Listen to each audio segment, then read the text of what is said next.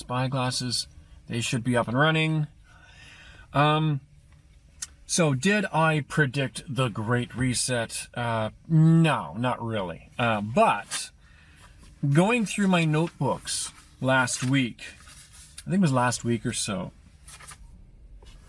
And by the way, I have notes. I have notes since 1995 or so, when my band first started going on tour across Canada. I took notes because my pen and my notebook were my, best way to keep a record of everything that was happening. So from 1995 till now, I've been taking notes. I literally have a stack of notebooks at home. I put down my thoughts, but I write down what I think is going on now and then. And on March 19th, I had this idea of, like, based on everything that was happening, and this is like the first week of our lockdown here in Toronto. March 19th, 2020, I wrote in this book, what's going on? What is going on? Okay, from everything that I'd been learning, I wanted to try to put together, connect the dots for myself. That's the way I always think of it, as connecting the dots. So here I have March 19th, 2020, the big assessment. I was going to write assessment. The big idea? No. The big experiment. And then engineer a virus, do a preparedness test on it, gather stats on what happened, make a global control plan. That's what, lose cash, people paying cards. Based on everything happening around me, that's what I thought was going on. Okay, March 22nd, 2020, I wanted to give it a name because I tried on March 19th, but on March 22nd, 2020, I can't even say that, I wrote The Big Reset. The Great Reset had not been released until, I believe it was July 2020. I had never heard of Klaus Schwab before in my life. I had never heard of the Great Reset. It wasn't a thing at the time. At the time, the Big Reset, this thing I was thinking of. I didn't tell that many people about it, but the feedback that I was getting was that I have a tinfoil hat on and it's a conspiracy theory. And I'm like, well, there's something happening. And I called it the Big Reset on March 22nd, 2020, right there in my notes. This is not an elaborate scheme to lie to anybody. These are my notes. Okay. So for both cameras, I'm going to show the notes. That's March 22nd, 2020, the Big Reset. Okay, and in it I put, what's the goal of the Big Reset? The control of the population and population control.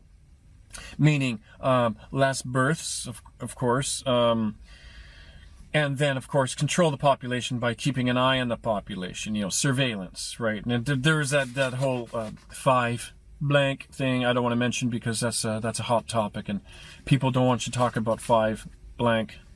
So, I won't go into that. But the control of the population and population control was what I thought was going on. And apparently I had a tinfoil hat on at the time, and now it's a thing, right? The Great Reset. Start a crisis or wait for one. It's a plausible theory, a plausible scenario. That's all. It's not fact, because I don't know if it's fact or not. But that's what I thought. Hey, what if? Okay. So start a crisis or wait for one. Have a surveillance system set up. Get rid of cash and force plastic. Control information. Have a good PR system, a good figurehead, a proper leader, with proper rhetoric. Force people to work for big business. So those were my ideas at the time. Okay, fast forwarding to... What's that all about? What are you shaking for? September 29th, 2020.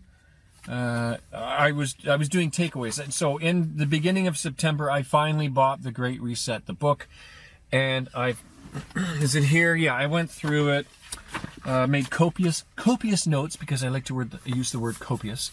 Agenda 21 and How to Stop It. No, that's a different book. COVID-19, The Great Reset. It's a book. It's for sale. There's an online version which has less pages, like significantly less pages. So I'm just wondering, is it the font size on the PDF versus the book? I don't know. I'm still trying to figure that one out. But I have a bunch of takeaways from this book. They even talk about H1N1, which at the time in 2009, I was going over H1N1 with a fine-tooth comb. That's why I'm personally in a good position to assess what's going on here. I know I'm a sound guy, filmmaker, AV guy, But when I'm not doing that stuff, I'm going through facts and figures with a fine-tooth comb. I've assigned my students over the years. For the past 20 years, their major assignment in one class was to challenge information that you might find in an audio book or filmmaking book and verify it. Whether it's true or not, you got to verify it. So if they find a fact, they got to verify it. They can't just read something and think they learned something new. I have a whole video on that. Then they find out if it's true or not based on further evidence, further research, and they come to a logical conclusion. And then the other part of the assignment was to ask them to get fact from the real world, fact from the audio video nerd world. Nerd world. Okay, lo and behold, on page 188, they have this statement in here: the debate between those who believe that stakeholder capitalism will be sacrificed on the altar of the recovery and those who argue that it is now time to build back better is far from resolved. Page 188 in the printed version. I don't think it's page 188 in the PDF. Page 188 in the printed version. Build back better. What was Boris Johnson saying? Build back better. To build back better and to build back bolder. What was Klaus Schwab? No, Klaus Schwab wrote it. Build back better. Trudeau was saying it in that United Nations little video that's on the United Nations website. Building back better means getting support to the most vulnerable while maintaining our momentum on reaching the 2030 Agenda for Sustainable Development and the SDGs. Yeah, a few people were saying it, right? Joe Biden, build back better. Where did they get it from? The book? I'm asking the question. It's right here, page 188. Where'd they get it? The book? Okay, so then I had some takeaways. December 22nd, things I learned from a live events. No. See, I read just about everything in these notebooks. But here, September 29th, I wrote COVID-19, the Great Reset. Book takeaways, taking care of the global boat. Quote right from the book. They're taking care of the global boat. In an interdependent world, risks amplify each other, and in doing so have cascading effects. Invalidates silo thinking.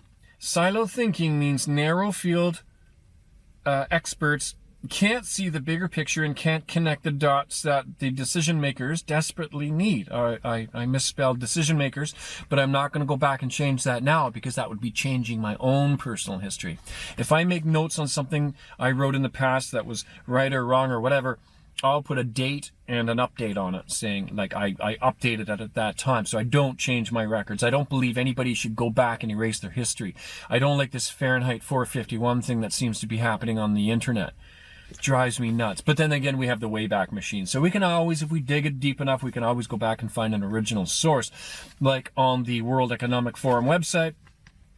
Not on their Twitter account. That Twitter video is still on the internet. You can't get rid of stuff on the internet. But the other one about welcome to 2030, you'll have nothing, you'll be happy or something. I forget the title of that article. And then they went back and they changed the title. Maybe they're getting too much pushback for that particular title. And it goes on to say, oh, I have no privacy. It was just like a looking forward what might happen sort of a fiction story. Anyway, I'll have no privacy, but that's okay. I'll own nothing, but that's okay. I won't have a car, but that's okay. I'll just, and I won't own anything. I'll just rent things and a drone will drop it off and read that story on their website. Anyway, silo thinking means narrow field experts can't see the bigger picture and connect the dots that the decision makers desperately need. We've evolved into a culture of immediacy, the dictatorship of urgency. Page 248. We cannot progress without greater collaboration and cooperation within and between countries. Great Reset essence, replacing failed ideas, institutions, processes, and rules with new ones better suited to current and future needs. Oh my God. COVID will hopefully compel us to address 1, nuclear threats. Okay. I don't want nuclear threats. I agree with that.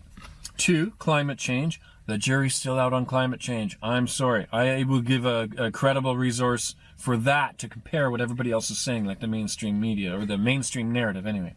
3, unsustainable use of essential resources, water, forest, seafood, topsoil. I agree with that. I agree with stop wasting resources. But who's letting people, like in Canada, in Ontario, where I live. Who's letting people waste resources? Who had been letting people waste resources? The government. I didn't. Okay, on a personal level, I don't believe people should be littering every day. I think when you litter or idle your car for 5 or 10 minutes in like normal temperatures, even in any temperature, idling for more than a couple of minutes is just wrong. When we do construction during rush hour and hold up a whole city block or more of traffic, idling, that's not my decision. Anyway, now we have to address one more thing in the book: consequences in extreme contrasts of standards of living. I totally agree with that. But right now what's happening because of the virus situation? What's happening? People are suffering. So it's not that I'm against everything in the book. I'm reading the book with an open mind. So one thing I wanted to add about my predicting the Great Reset video, a little provocative there of course, was that in 2016 I came up with a story idea or a film idea, and it was called How To, or Teacher. After the big financial collapse, the new currency is information. Those with abundance pay those with knowledge for useful education, paid in certain credits like food and beverage, shelter. The big financial collapse, that's basically where the big reset came from, the note on the big reset. I called it that based on financial collapse.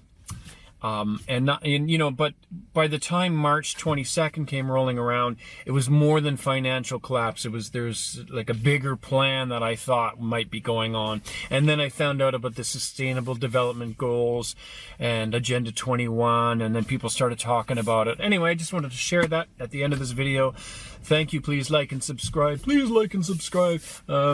And I hope to come out with some more audiovisual content soon. Cheers for now.